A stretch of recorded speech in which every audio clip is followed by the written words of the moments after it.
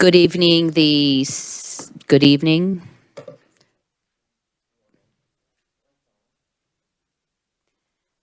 Good evening. The Senate and House Judiciary Conference Committee on Senate Bill 286, and I understand House Bill 2387 has been called for this time too, but I think we're going to look at SB 286 first.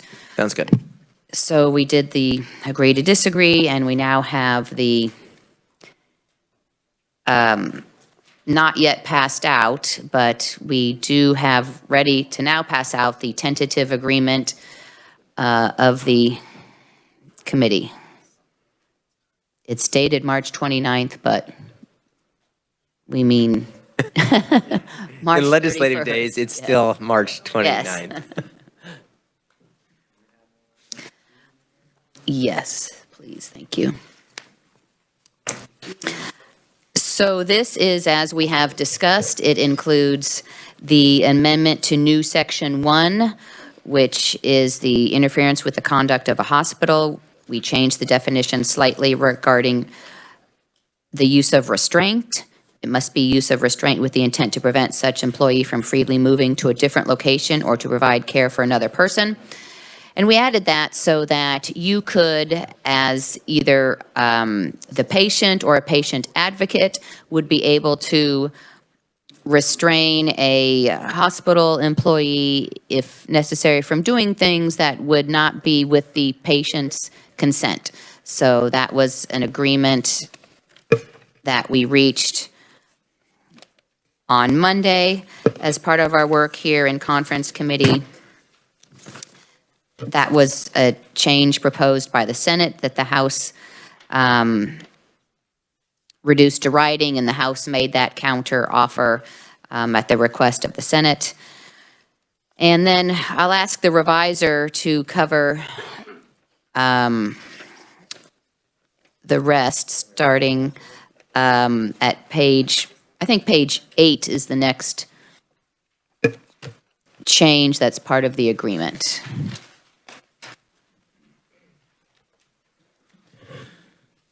All right, thank you, Madam Chair. So yes, page 8, we get the first of the retroactivity pieces that you asked for. You'll see that in subsection G there on line 21, that currently expires today. So we would add, notwithstanding the prior expiration of this section on that date, the provisions shall be enforced in effect on and after the effective date of this act. And then we say it'll expire in January of 2023. So just makes abundantly clear we know it expired, but we're extending it anyway. And you'll see that language a couple other places, including on the next page, inserted in subsection E for the same reason. All right, and then the other language there, the 1A, the that is employed, the provisions of paragraph A, all those boxes should be the same as before. So you've seen those, you've talked about those. And then in subsection B, in line 17, we would add an exception in paragraph 2, because this is one of those places where we have a retroactivity issue potentially with March 31st date being in there.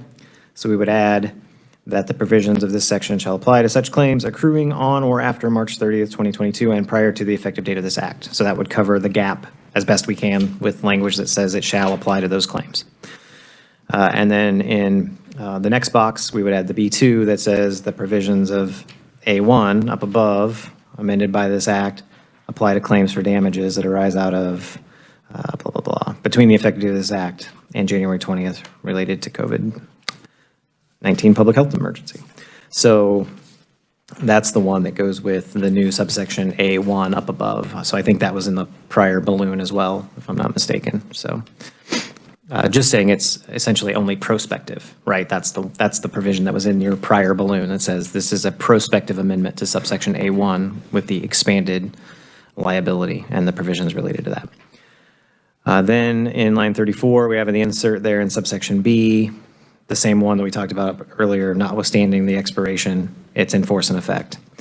And then in the next statute, 60-5508, which is the retroactivity provision for all the various statutes, we would add that exception beginning in line 40, and then the actual exception appears on the next page that just says those provisions as amended apply going forward, right? So that we have a provision that says everything is retroactive, but this is the exception that says your new provision in A1 is only prospective. So this was in the prior balloon as well. And then finally, on page 11, we have the last of the retroactive pieces you asked for. This one expires, it says prior to March 31, so it probably needs this language. It just says notwithstanding that expiration, it's in force and effect. So I think that's it. Thank you. Quick question on page 9 at line 20, where we're talking about the provisions of this section shall apply to such claims accruing on or after March 30th, 2022, and prior to the effective date of this act.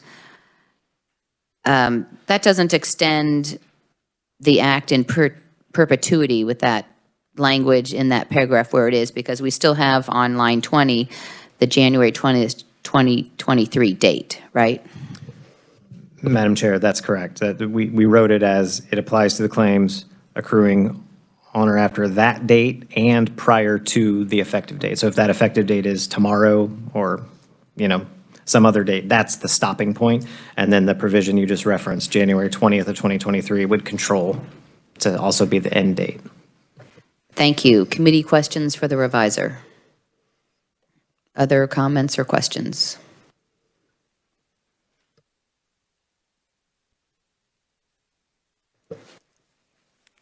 Okay, seeing none then, do we have a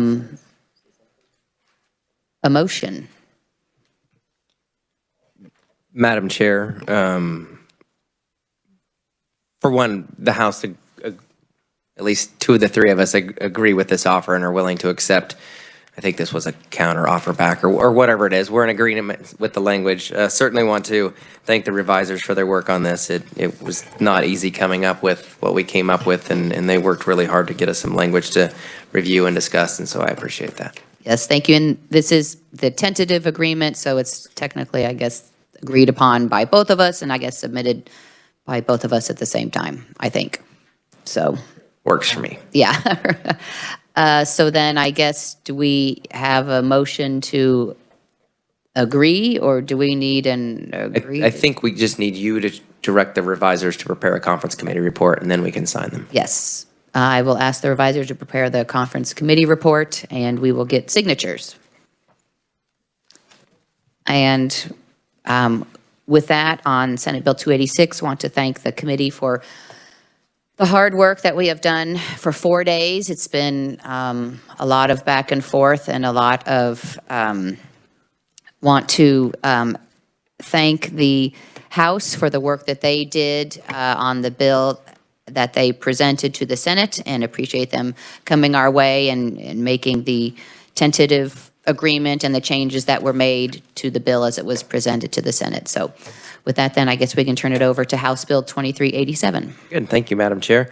So 2387, the House has considered the offer that you last made, which would add that new, well, it reorganized Section 1 a little bit and added that new little b, the except to the extent prohibited by 42 USC, and then the provision continues on. We are accepting of this offer, and as such would ask the revisers to please prepare a conference committee report. I want to make one statement first. We did have a conferee appointed to this new conference committee, Senator Sykes, and Senator Sykes is aware that this committee is currently meeting. Senator Sykes is in a different conference committee at the same time and has authorized this committee to go ahead and conduct its business without her here. Okay, So thank you. I wanted to clarify that record. And wanted to also, well, that's all I have to add, so. Very good. Well, thank you, and I appreciate your work on this one as well. And so with that, I think we are finished, unless the revisers need something else from us. We just need to clarify that the 2387 includes Section 2 of, yes, okay. Correct, yes, the new Section 1 and then Section 2 with the amended language in there that we distributed earlier. Correct. Very good. Thank you. Thank you.